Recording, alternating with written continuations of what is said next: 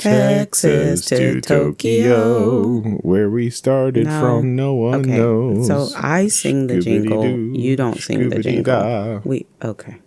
Welcome to Texas to Tokyo. Oh gosh. Another inexplicable episode. Inexplicable? I think it's inexplicable. We make words here as well. I was literally trying to spell the word adage, and my phone was like, "What are you trying to say?" Adage. Did you pronounce it adage? I do. I will now. I'd be like, you know how the old adage goes. Yeah.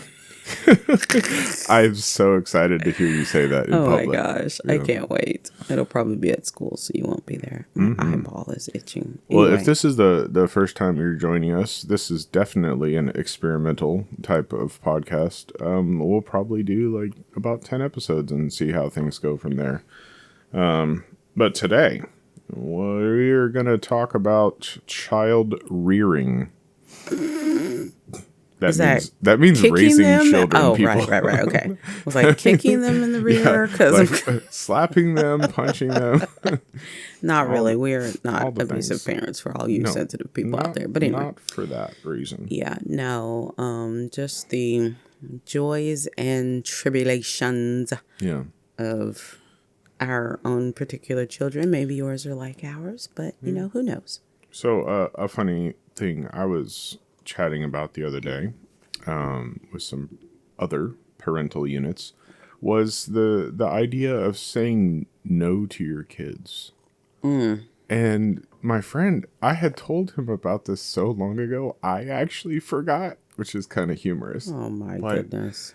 You and I have had this thing where we were like, oh, okay, if it's not going to kill them, if it doesn't hurt them, if they're not going to like lose a limb over it, like why not just say yes? Ooh, you know? We struggle with that. This was such a tough thing for us. What's the word for not doing it on purpose? Unintentionally, I don't know. Adage. No, I unintentionally, I think, was more of a helicopter parent than I thought. Yeah. And the reason being because of how our children came into this world. And so I realized that I was fearful for a lot of their little lives. I too also was because I was like, I can't lose my kids. I love my kids. I don't want, Yeah. And so unfortunately, even though they're much older now, not grown, they're still with us, but I'm like, still with sure, us. Go ahead. And I cringe on the inside when they get ready to do so. Can I tell a story now, or were you going somewhere? Go ahead. Yeah, I will say just real quickly, and then I want to hear your adage. That's almost spit out my tea. That my mother, I mean, because we glean certain things from our own parental units, that my mother was fairly helicoptery, doing a lot of things for me, like the chores and all kinds of things, and watching out for me. That I always got this phrase now. It's like, okay, you be careful. Okay, be careful. And so in my kids' brains, I know that there's this like blinking red light anytime they go to do anything.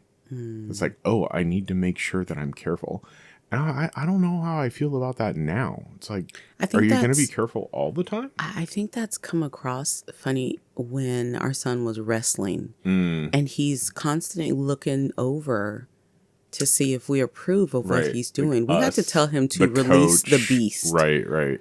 It's true. We were like, now is not the time to have that, so to speak, self-control. I need to get him in that mental headspace of wrestling where it's just you and your opponent needs to be eliminated. Yeah. Yeah. But okay, go ahead. Yeah. So the other day, us and some friends of ours, wonderful people, we were all at the river playing. And, we go down to the quote unquote deep end, and my kids, they can't swim. My son thinks he can swim. Duck paddle. Yeah, basically. But it's fine. They can get to the wall, right? But they're like running and jumping off of the side of the like embankment, and it's concrete, right? So this is like literal river coming from, hailing from Mount Fuji itself, Yeah. but, and I'm not so worried about the boys because my son and his friends are like running and jumping, and then that graduates to like backflips and front flips, and I can just Wow. feel my insides just like I am imagining all the scenarios, hitting heads, Someone's breaking brain toe. Oh my exploding. gosh, right? Yeah. Yeah. And then, and my girl already knows my son and my daughter, we treat them very differently. And sometimes I don't care who thinks whatever. I tell her, it's because you're a girl. It's because you're a girl that I act this way. Now, you people out there in the audience, you can say and do whatever you want with that, but it's different. So anyway, she comes up and she's like, okay, I'm going to run and jump in. And I'm immediately like, you sure? Trying to really be like, I don't think that's a good idea.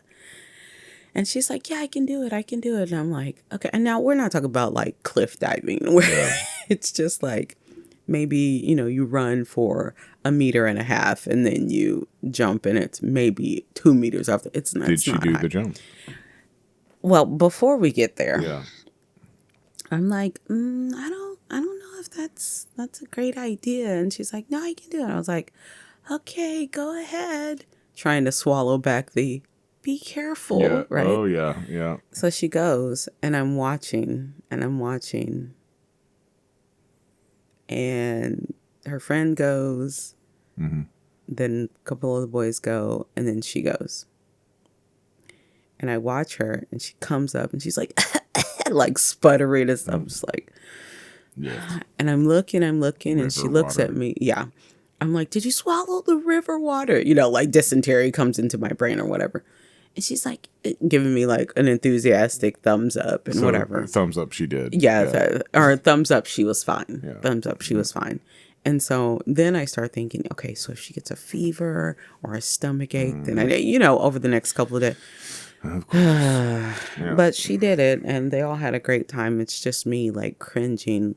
I don't think I could take seeing something so traumatic happen to any of the kids, ours or our friends or some other kid. I often feel the same way. I compartmentalize quite a bit.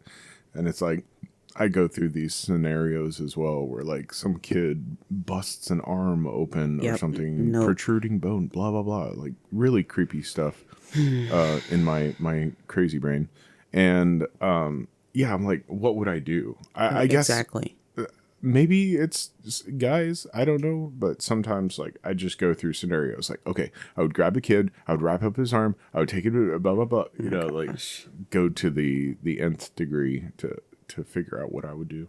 It's funny, several of the kids, and I don't know, we don't live far from where we were at the river, and one of the kids like gets a gash on his toe, and I'm like, okay, let me run to the house and get first aid. So I'm like packing all this stuff, patched up that kid, and then a different kid came and was like, I got some scrapes right here. So I'm like patching up that kid. I think it was 3 kids that I ended up like, let me do this. Take the little first aid? Yeah. I took the first aid and like some sports tape because they still wanted to be in the river. And then there was our son. He must have bruised his toe or something. I'm always like, what if we have to amputate that toe? Yeah, you got black toe. Yeah, I don't even know these things, but I kind of wish I grew up where they're like, let me put some spit on it, wrap it up in a towel, and go outside and play. You're fine. What happened to that generation? Yeah, what happened to that generation? Oh yeah, like Haas's generation. Yeah, right. Back at our old church. Yeah. Yeah, he would get cuts and scrapes. He got metal flakes in his eyeball, and I know. He's like, wiping it. just blow it out. It's fine. Yeah, no big deal. And then later, secretly, he goes to the doctor. Oh my goodness! It's like, it's like, okay, no, this actually hurts. That's oh my gosh. Yeah. So I don't know. It's hard not to helicopter. I mean, and we only have 2 children. Maybe with more kids, you're like, this is not my first rodeo. About time you get to 5, 6, and 7. Yeah. Or maybe children just came very quickly and naturally, and you're just like, oh yeah, it's fine. I have these, 4 kids and it's all great. Or, you have one and you're like, oh, That's this. Sometimes that can be the scariest. It's like if you lose that one kid, you're not going to start over again, so especially if they heartbreaking. end up being like 12, 15, Yeah. 20. Yeah, so like young. you can't stop. Right. And not you to can't say start we again. like replace kid. Like if people, I have friends Right. who have lost kids, Yeah. you don't replace them, but that is a tragedy that I would not want anyone to endure. And so inadvertently, that's the word I was thinking of earlier, I'm probably a little more hard, a little more strict, a little more helicoptery, because I really do want my children to grow up to be kind, strong advocates for the Lord, Yeah. for their friends, for themselves. Yeah. And I don't know. Here's the brain bomb of the whole thing is that we only have the illusion of control. Like, if we continue to say, be careful, if we continue to hover around our kids, we will be able to make sure that they survive, blah, blah, blah, X, Y, and Z. The fact of the matter is we have zero control. So. God has control. Yeah. He is the one that protects our children. And that's a good segue into having children that believe in God and are Christians. What do you do about that? Right. Especially in this day and age. Yeah, right? you can't have faith for your children, and if your children are old enough to understand what is going on, right and wrong, I think they should look towards God and be baptized Right. Right. if they're ready for that kind of thing. Not to It get is a into lifelong commitment. I think, my family has already always been like religious. Christ-based faith, right? Yeah, Right. yeah. And there's stories that I've heard and churches that I've heard that they used to go to, and I'm like, no. Or some, religious, Charismatic sometimes, yeah. religious practices that I'm like, I don't understand that. And so, yeah, I was baptized at a very young age, but it was like a dare. All of my friends were doing it. I was very young, and I was like, oh, yeah, I'm going to do that too. That's funny. My mom was like that. Really? Oh, yeah, we did All talk of her about friends were just getting, quote unquote, getting baptized Yeah. on, Wednesday night or Sunday night or whatever. that. Yeah. And she was like, I'm going to do it too. Me too, right? And so Shook 'em up. after that, like, then I was just, we barely went to church or whatever, right? And so, obviously, if I was at my grandmother's house, it was mandatory that you were going to church. You don't rest at home on a Sunday. So, grew up that way. And then I moved around and, lived with my aunt for a while, and we did not go to church regularly. Oh, okay. And I really didn't get my own faith and my own Christianity until I was a freshman in college, and took it more seriously. Actually ended up getting baptized, understanding what I was doing, and have been a Christian ever since. And then, of course, we have a Christian family, and both of our children have been baptized, and they ask really tough questions, and they waver, and, so it's hard out here in these streets. We had These Christian streets. Yeah, we had that. Well, actually, the non-Christian. Yeah, streets, these worldly streets. That's the thing I want to mention next. But let's keep going on this. We had a interesting convo with our son, and not to go too deep into detail, but I don't know if anyone else struggles with this as well, but I personally do, and I think most people that have like a fairly decent amount of intellect will be like, where is God? Like, what are the proofs of God? I want to see evidence, right? I want to physically see God, or at least the proof thereof. And that's, I think if you dig deep enough, you will see how scripture is backed up in many, many, many ways in our physical world around us. There are certain like inevitable things that you can study. Obviously, history of the world, history of different people groups are mentioned in the Bible many times. So there's that proof, rhetorical proof, I would say, Yeah. to back that up. There's lots and lots of, especially the Egyptians, right? They have one of the strongest, deepest ones. There was documentaries made about Joseph and things like that. The pyramids, who built the pyramids? Well, most likely it was the Israelites building bricks for these said pyramids.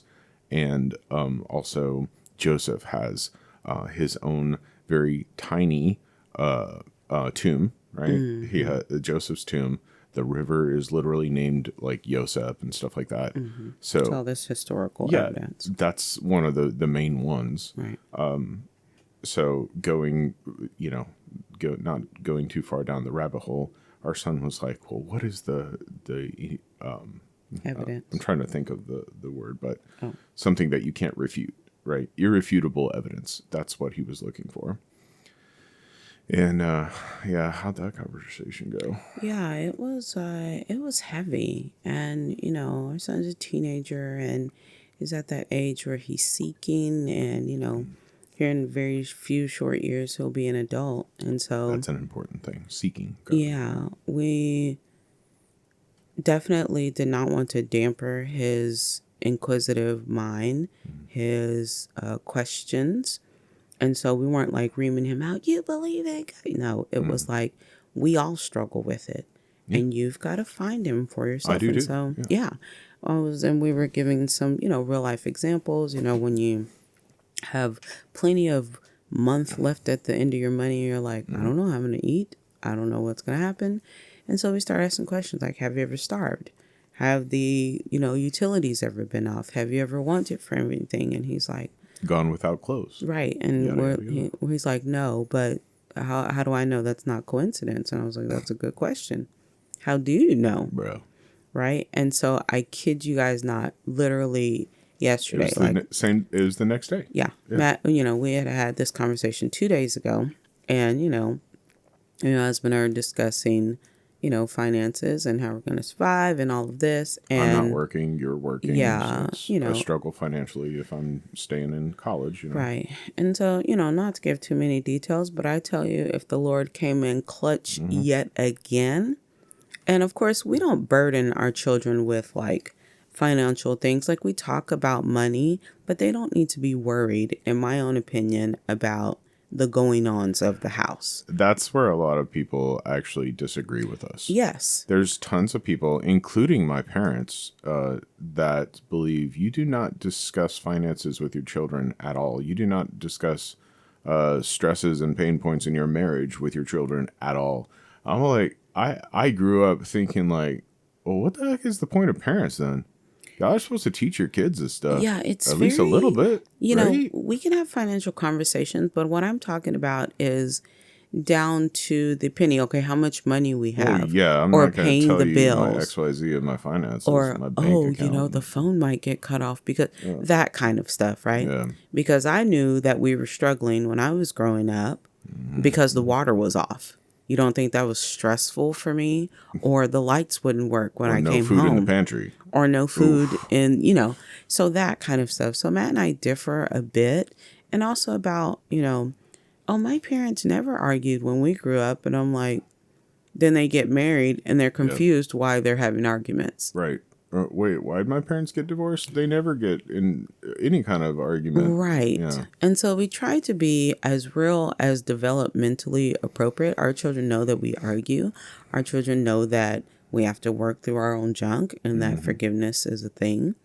But I went over to him and I said, I just want you to know that we have enough money for XYZ and that was it. And we got unexpected funds. I told him that yesterday, and he was like, our son is very snarky. He's a cynic. Yes, for sure. And he's cynical. I don't know where he gets that from, but yeah, no one knows. And he looks at me, he kind of grins. He was like, must be coincidence. And I was like, I'm going to slap you. I'm going to slap your coincidence right now. And he's like, yeah, okay, Mom, okay, right. So it was a very, like, affirming moment. And I'm not saying that our son is like totally lost in faith and oh my goodness, but I pray for him. I have our church pray for him and our daughter, because someone will snatch you up in this world. Either it's going to be Satan and his people or Jesus. Somebody's going to get you in the end. Somebody wants you, and like good and evil, right? Satan Right. and Jesus Christ want you, but for two totally different reasons. It's an unseen battle. Yes. And so, I'm very grateful that our son has a very sensitive heart still, and then he's not cold. The funny thing is, oh, sorry, were you done? With Yeah, that? yeah. The funny thing is, like, I don't really worry too much about my daughter. It's Which is probably a problem. well, okay, I know for a fact that she's kind of the more sneaky kind. Sneaky. She's the Smeagol of the Yeah. the goat. I'm going to start calling her Gollum. Golem. And it's like, well, I don't worry about her, but at the same time, I really do, because it's like, oh, if she's hiding stuff that she's struggling with, if she's hiding stuff that she's dealing with, then how are we even supposed to help her out? But on the surface, it's so on the like, surface, yeah, I'm fine, I'm good, and then all of a sudden she'll until just she bust out in tears blows or up. something. Yeah. Or she's like, And then or she'll it'll- get super mean. Yeah. She'll get super angry about Yeah. something. I'm like, what I'm the heck like, is wrong with you? like a banshee. What's wrong with you? Yeah, so I mean that's just our children, though. Of course, we love them dearly, and they are very different people. A good we kind of almost had a segue there, but you were talking about the devil grabbing them up, or Christ grabbing them, but living in this society, right? The place where we live right now, we're living in Japan, we're living in Tokyo. It is not a Christian environment. Right. And I do warn people, because obviously this podcast started as what it's like living in Tokyo and moving from America. Right. You are going from literally like the bosom of Christianity in the Bible In Belt, most places, yeah. right? Because we were in Texas, we were in the Bible Belt, and going to like the first level of hell, so to speak. But it's not the. It's like the society in general is a non-Christ support society. Of course. They do not support Christ. They do not support your religion. And you feel it every day. You feel it with the look that they have. And I mean, I don't want to sugarcoat anything. Everybody has people that are racist in their community, in their society, and all of our different countries has racist people. Okay, can we agree on that? Yeah. But you definitely feel it. You definitely feel In it a lot of because you ways. stick out like a sore thumb. Right. And my husband, like literally like a sore thumb, because he's very, very tall. But I was born and raised here. Yes, yes. Which, begs to differ the fact that even when you're born and raised in a you'll foreign still country, get the you were look. still a foreigner. Right. You still get the look. Right. But anyway, how have you felt these past almost 7 years now? Almost 7 years. We're coming up to 7 years living in Japan as a Christian in a non-Christ supported society. Well, here's the thing. It's two different societies within one society. And what I mean by that is we are surrounded by Christian people. Okay, yeah, Our because church, we have our bubble. yeah, Yep, and we okay. have our school, and we have our community. The Christian school. Yeah. But there are some people doing the Lord's work like out in the trenches where quite literally they are the only Christians in that environment. And they're working to teach godless people. Right. And so for me, the transition, though, in our community, we have differing opinions and beliefs in something. I mean, all Jesus, but there's some things I'm like, I don't necessarily think that's true or whatever, right? But for the most part, we are saturated here with, people wanting to be like Christ, sending kids to this school so they can have a Christian education. And then Yeah, and then you have those who are out in the middle of nowhere. So the transition for me is not bad. There are things, that I'm like, and I'm always like, okay, what else can I do? Right. I'm not doing enough work. Yeah, okay, I'm a Christian teacher at a Christian school. Okay, whoop-de-doo. What am I doing for the kingdom of God? Right. Yeah, so two different worlds, I think. Those who are out in, villages.